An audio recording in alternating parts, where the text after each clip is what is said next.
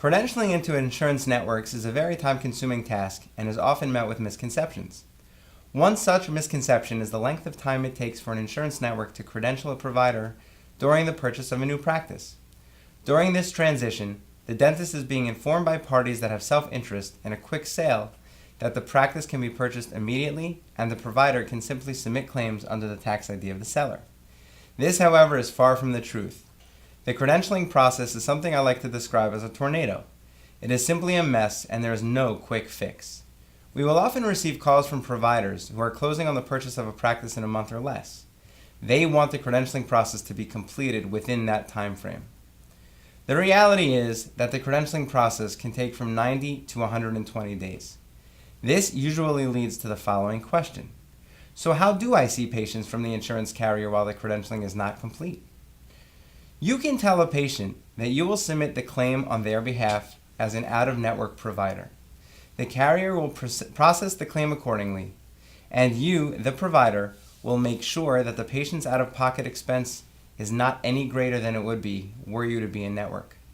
Alternatively, don't see the patient until you have confirmation from the insurance company as to when your effective date is. Understanding the complexities of this, we have created a system which our clients implement to streamline the credentialing process. A little bit of preparation can make the credentialing process run smoother. Our credentialing experts will work with you to gather relevant information such as your TIN, W-9, and dental certifications.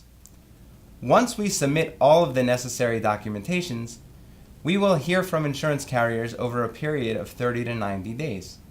Our team will regularly follow up with carriers to ensure they have everything that they need and that the process is moving along. Once we receive an effective date, we will notify you right away. Credentialing has never been a totally straightforward process, and recent changes in the insurance industry have made it even more of a headache. An example of this is the invention of the umbrella or leased networks. Connection Dental, for example, has many carriers that participate under its fee arrangements. However, the date that a provider is considered in-network with Connection Dental may not be the effective date relating to its participating sub-networks. An additional period of time is added because only when you are effective in-network with Connection Dental will they submit your information to its participating carriers, which will likely add another 30 to 60 days. Using a trusted partner like Apex to streamline the credentialing process can take a great deal of time off of your plate and ensure that paperwork is completed and submitted properly. A few tips. Make sure you are using the most updated forms. Carriers are known to change their forms year to year, and by not using the current forms may delay the process. Understand the employer market to know which insurance carriers with which to credential. We can negotiate at the point of credential if time is permitting. Make sure your documentation, such as your malpractice coverage, is up to date and that your W-9 and dental certifications are completed accurately. Some carriers require a CAQH to be completed. Give thought to who you will have handling the credentialing paperwork. With these complexities, decide who is competent to handle this process. Is it your staff, which will take away valuable time from your patients, or whether you want to outsource it?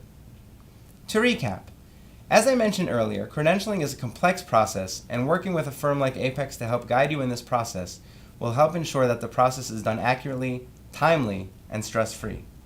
When credentialing, make sure you are credentialing with carriers that will produce new patients at revenue levels you are prepared to accept. Understand that it is not a quick process. Remember that you cannot submit claims under another doctor's name or tax ID number.